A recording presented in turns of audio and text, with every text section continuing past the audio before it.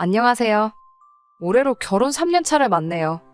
아직 저와 남편 사이에는 아이가 없습니다. 원래는 남편과 신혼을 1년 정도 즐기고 그리고 나서 천천히 자녀 계획을 갖기로 정했었거든요. 그런데 저희 자녀 계획을 두고 시어머니가 보였던 반응 때문에 엄두가 나질 않았어요. 신혼 3개월 때쯤인가 쉬는 날에 시댁에 이른 저녁 식사를 하러 간 적이 있었어요. 저녁 식사 마치고도 시간이 조금 남아서 거실에 모여 앉아서 시부모님하고 같이 차도 마시고 과일도 먹으면서 시간을 좀 보내고 있었습니다. 시어머니가 먼저 저희한테 질문을 해오셨는데 그게 저희 자녀 계획에 대한 이야기였어요. 결혼한 지 이제 좀 지났는데 왜 아직도 좋은 소식이 없냐면서 손주 노래를 부르시더라고요. 안 그래도 결혼 이후로 거의 3일에 한 번씩은 전화를 하셔가지고는 둘이 부부 생활은 잘하고 있냐 민망한 질문도 서슴없이 하면서 대놓고 손주 보고 싶다고 물어보시던 시어머니셨어요. 사실 자녀 계획을 천천히 갖기로 한 건 남편하고만 이야기가 되었던 거지. 시부모님께는 따로 말을 해준 적이 없었으니 그럴 법도 했는데 자꾸 이런 식으로 대놓고 질문하시고 그러니 제 입장에서는 많이 부담스러웠던 상황이지요. 숨길 일도 아니고 딱 1년 남편하고 연애하던 것처럼 즐겁게 지내자 계획했던 거라 가감없이 시어머니한테 솔직하게 이야기했습니다. 안 그래도 신혼생활 충분히 즐기고 나서 그 후에 회사 그만두고 나서 육아에 집중할 생각이라고 저희들 계획을 말했지요. 그런데 시어머니가 전에 보여준 적 없던 표정으로 얼굴이 싹 바뀌면서 정색을 하더라고요. 그러면서 하는 말이 지금 그러니까 내 아들을 외벌이 시키겠다는 소리냐? 하면서 제가 생각지도 못한 반응을 보였어요. 이제 보니 이거 돈 벌러 다니기 싫어서 순진한 내 아들 꼬셔서 결혼해가지고 내 아들이 벌어다주는 돈으로 빌부터 살려고 그러는 거냐며 못할 소리를 하시더군요. 남편이 시어머니 말리면서 왜 그러시냐고 저 대신 따져줬어요. 엄마가 애 키워줄 것도 아니지 않냐. 이미 나랑 다 이야기가 된 거고 나도 아이가 엄마 밑에서 크는 거 원하지. 다른 사람 손에 맡기고 싶지 않다. 이야기 들어보니 아이 정서에도 엄마가 키우는 게 더 좋다고 하더라 설명을 하면서 제 편을 들어줬지요. 시어머니가 남편 보고 정신이 빠졌다고 여자한테 빠져서 지금 정신 못 차리는 거라며 막무가내로 정색을 하시는데 평소 무뚝뚝한 시아버지가 그런 시어머니 두고 한마디 하더라고요. 당신도 내가 벌어오는 돈으로 전업주부 생활 하지 않았느냐고. 당신도 그렇게 했는데 며느리도 그렇게 하는 게 뭐가 문제냐 한마디 툭 던지시는데 그 말이 나오니 시어머니도 더 할 말이 없는지 더 별말은 없었고 그렇게 그 상황은 어찌저찌 마무리가 되었습니다. 그리고 다음날 출근해서 회사에 있는데 시어머니한테서 전화가 불이 나듯 오더라고요. 전화 받기가 곤란한 상황이라 아침에 끝날 때까지 기다렸다가 겨우겨우 짬을 내서 전화를 드렸어요. 시어머니는 어제는 아버님이랑 남편 얼굴 봐서 그냥 넘어가줬지만 내 눈에 흙이 들어가도 내 아들 외벌이 시켜 고생시키는 꼴은 못 본다고 다시 한번 못을 박으시더라고요. 당신이 잘 아는 누구네 집 딸은 애 가지고도 아무 문제 없이 회사 잘만 다녔고 일하다가 양수 터져서 사무실에서 출산할 뻔했다는 이야기까지 해주시는데 그 말이 사실인지 아닌지는 모르겠지만 계속 하는 말이 자녀 계획은 자녀 계획대로 빨리 진행하고 회사 그만둘 생각은 하지 말고 돈은 돈대로 벌어오라는 이야기를 빙빙 돌려서 말하는 거였어요. 시어머니 말이 무조건 틀린 건 아니지요. 세상에 저만 아이 갖고 출산하는 것도 아니고 요즘 안 그래도 출산율 때문에 그런가 출산이나 육아에 대한 제도가 잘 되어 있잖아요. 제가 다니는 회사도 육아휴직 제도가 당연히 있어요. 하지만 그냥 있기만 하다고 해도 무방할 정도로 회사가 조금 꽉 막힌 부분도 있습니다. 저랑 정말 친하게 지내던 직장 선배가 있어요. 결혼도 했고 그렇게 회사 다니면서 아이 가졌고 시어머니가 말한 대로 부른 배 이끌고 매일같이 출근하던 사람입니다. 아무튼 그 선배가 출산을 앞두고 휴가를 냈는데 1년 정도 육아휴직까지 하겠다고 하니 휴가 시작된 첫날에 모두가 보는 앞에서 그 선배 책상을 빼는 모습을 직접 제 두 눈으로 목격했던지라 솔직히 제 입장에서는 자녀 계획과 회사 두 마리 토끼를 동시에 잡는다는 게 엄두가 나질 않았습니다. 남편도 시아버지도 그날 제 편을 들어주긴 했는데 그거야 편만 들어줬던 거지 사실 시댁에서 실세는 다른 집이랑 똑같이 시어머니시거든요. 해줄 수 있는 게 잔소리 같은 거 하실 때 못하게 방패막이 돼주는 정도지 저한테 전화를 못하게 한다던가 만났을 때 눈치 주는 걸 아예 근본적으로 금지시킬 정도는 되지 못했지요. 남편과도 이 상황에 대해 같이 머리 맞대고 의논을 하긴 했지만 솔직히 시어머니를 막을 방법은 없어 보였어요. 아이 생기게 되면 태교도 중요하다는데 어머니 말 무시하고 회사 그만뒀다가 시작될 잔소리에 제가 받을 스트레스 생각하면 자기도 뭐 어떻게 잘못되기라도 할까봐 걱정이 된다고 하더라고요. 그러면서 조심히 꺼낸 말이 남편은 사실 지금 이렇게 지내는 게 나쁘지 않다고 하더라고요. 저희가 나이가 다 차서 결혼한 것도 아니고 남편하고 친한 친구 중에 애 아빠가 된 친구가 한 명 있는데 그 친구 사는 거 보면 힘들어 보이는 걸 떠나서 불쌍해 보일 때도 있다고 하더라고요. 그러니까 자녀 계획을 조금만 더 미루고 둘이 좋은 데도 다니고 맛있는 것도 먹으러 다니고 하면서 연애하듯 지내면 어떻겠냐 제안을 해왔습니다. 저희가 연애 결혼을 하긴 했지만 그때는 돈 모은다고 해서 소위들 말하는 가성비 데이트 위주로만 했었거든요. 그래서 연애 때 못 해본 거 천천히 조금씩 즐기면서 돈 아낀다고 못했던 것들 다 해보고 즐길 거 다 즐기고 나서 아이 가져도 늦지 않는 거 아니겠냐고 하면서요. 어차피 아이가 태어나면 돈 들어 갈 일 투성이 아니겠냐고. 그러니까 우리가 몇 년 정도 해서 저금도 잔뜩 만들어 놓고 하면 그때 가선 어머니도 회사 그만둔다 해도 아무 말 못 하실 거다 하는데 저도 막연하게 결혼했으니까 애 낳고 그러는 거지 생각했던 게 있어서 남편 말 맞다나 같이 어디 해외여행도 다니고 하면서 젊을 때 해볼 수 있는 거 다 해보고 그때 아이를 가져도 늦지 않겠다는 생각이 들기 시작했어요. 어차피 그것보다 더 좋은 결정도 없어 보이기도 했고요. 그래서 결국 자녀 계획을 미룬 채 지금까지 오게 되었습니다. 그 결정 이후로 시어머니도 매번 손주 타령을 해오시긴 했지만 그냥 잘 안 된다는 변명으로 어떻게 넘기고 했네요. 그러다가 작년 말이었습니다. 저희 회사가 그동안 영업이익이 엄청 좋았어요. 그런데 인공지능이라던가 뭐 그런 게 갑자기 개발되기 시작하면서 회사에서는 그쪽에 관심이 가기 시작했나 봐요. 그래서 영업이익이 좋았던 것과는 별개로 새로 눈독 들이는 사업 쪽에 관련 인력을 추가로 채용하기로 결정했고 그 과정에서 기존에 있던 직원들 중 희망퇴직자를 찾기 시작했습니다.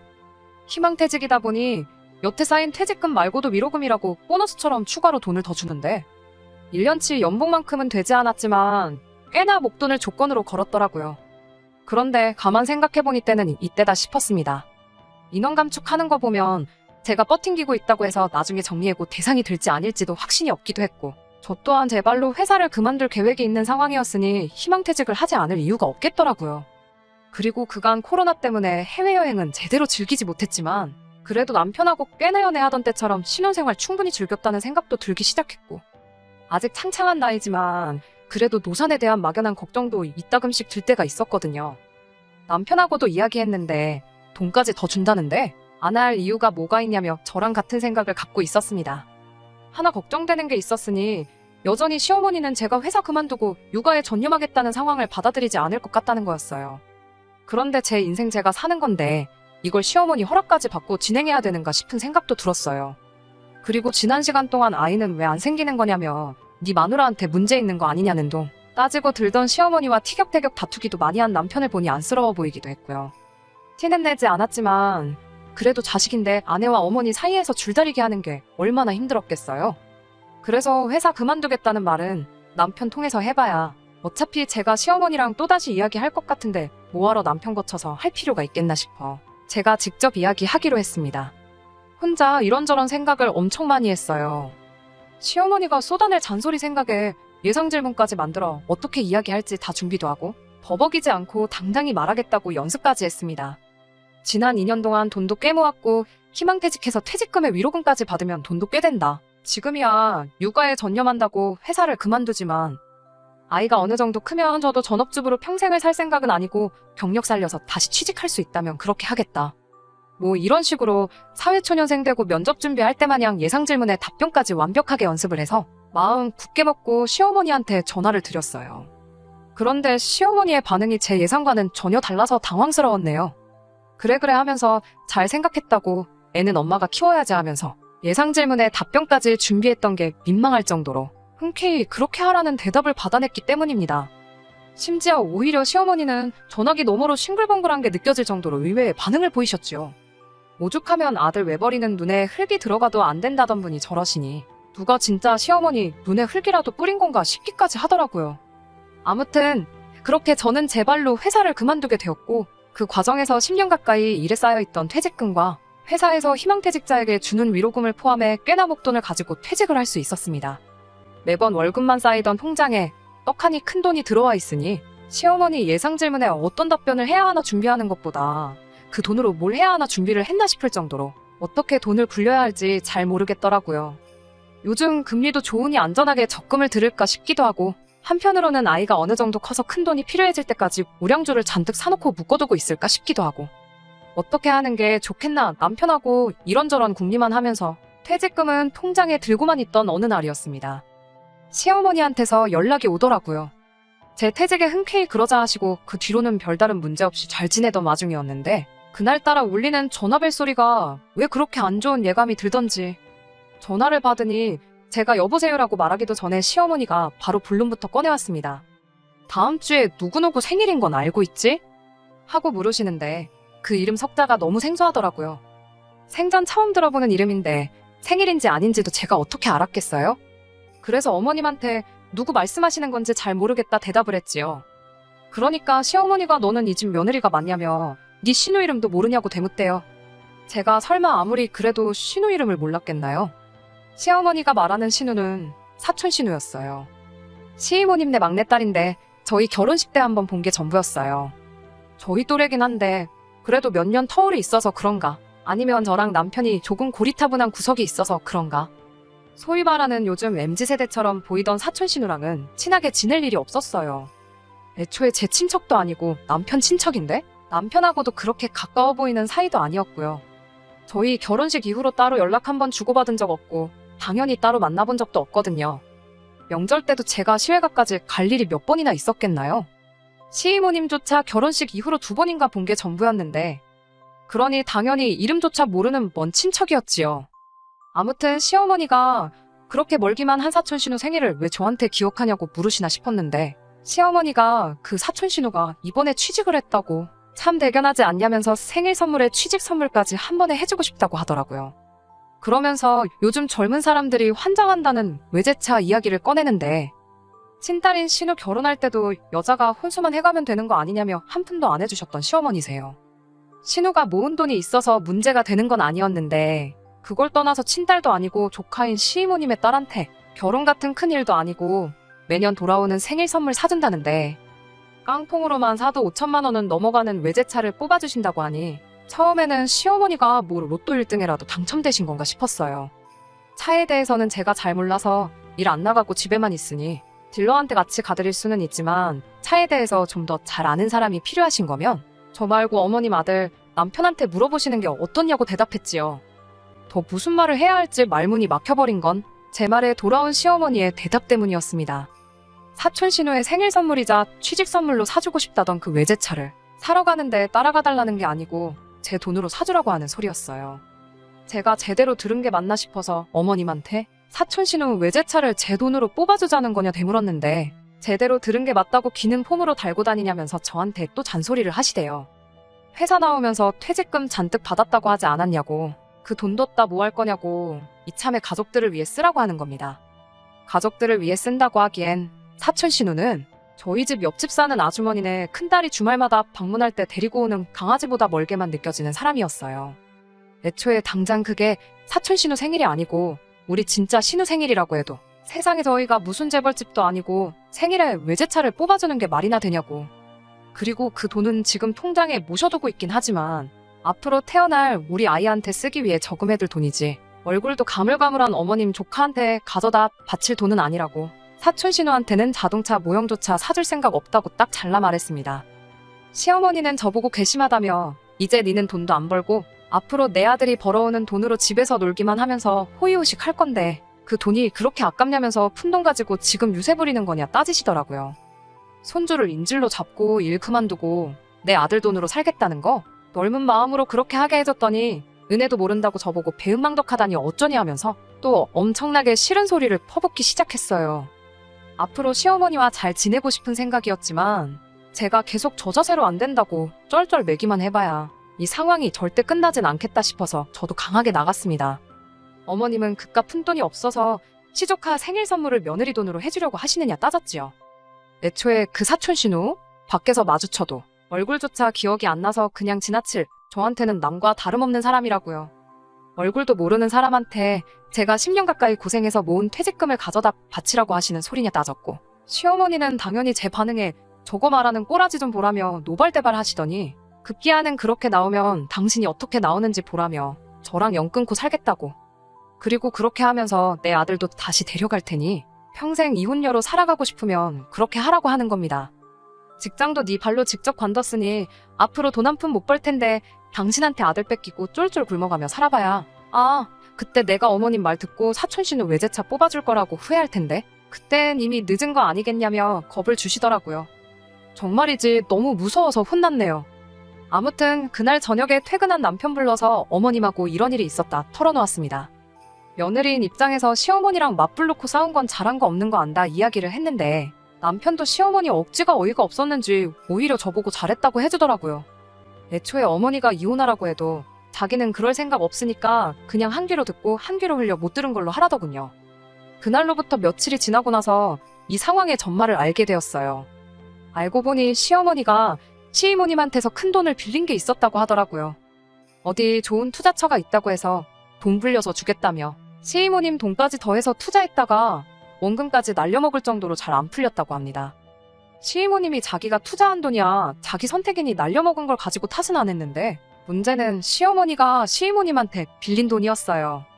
그 돈은 갚아야 하는 돈이었으니까요.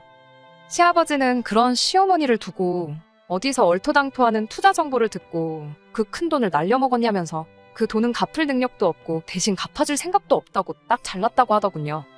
그러던 와중에 제가 퇴직금에 추가로 위로금까지 목돈을 들고 회사를 그만둔다는 소식을 전해왔던 거고 시어머니는 빚갚게 그 돈을 달라고 할 수가 없으니 사촌 씨는 외제차 한 대 뽑아주면 액수가 얼추 비슷해진다고 그렇게 돈을 갚기로 했다는 겁니다.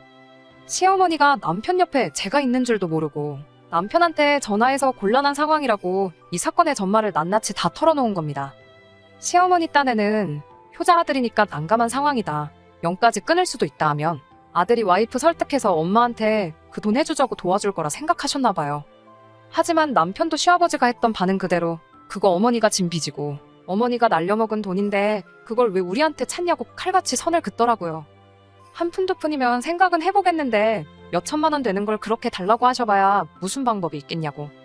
그래도 아들 입으로 어머니한테 연 끊겠다는 모진 말은 하지 못했지만 그 정도 해준 것만 해도 너무 고맙더라고요. 아무튼 그 돈은 시어머니한테 한 푼도 지원받지 못하고 시집간 신우가 해줬네요. 신우도 속이 많이 상했나 보더라고요. 결혼할 때 남자 쪽만큼 못해간 것 때문에 그간 시댁의 눈치 아닌 눈치를 보고 있었는데 그래도 어머니 상황이 곤란하니 엄마 챙기는 건 딸밖에 없다고 어떻게 그 돈을 마련해줬나 보더라고요. 아무튼 신우가 돈 문제도 해결했으니 저희 집도 시어머니랑 잘 풀어서 관계 개선하고 화목하게 잘 지내보자 하는데 아버님이 딱 잘나서는 어머님이 저희한테 먼저 연락해서 사과까지 할 필요는 없지만 뭐라도 먼저 말하는 게 없으면 너네들이 먼저 나서서 풀어줄 이유가 없다고 딱 잘라주시대요. 그리고는 신우한테 통장 하나를 건네주셨는데 그 통장 안에는 신우가 시어머니한테 해준 돈 액수만큼이 들어있었어요. 애초에 아버님은 어머님 빚을 갚아줄 생각이 있던 거였고 앞으로 어디서 뜬 소문 듣고 투자하는 버릇 좀 없애려고 강하게 나가셨던 거더라고요. 분위기 보아하니 신우도 어렵게 그 돈을 마련했었나 본데 한시름 놓는 모습을 보니 저도 괜히 안도의 한숨이 나오더군요.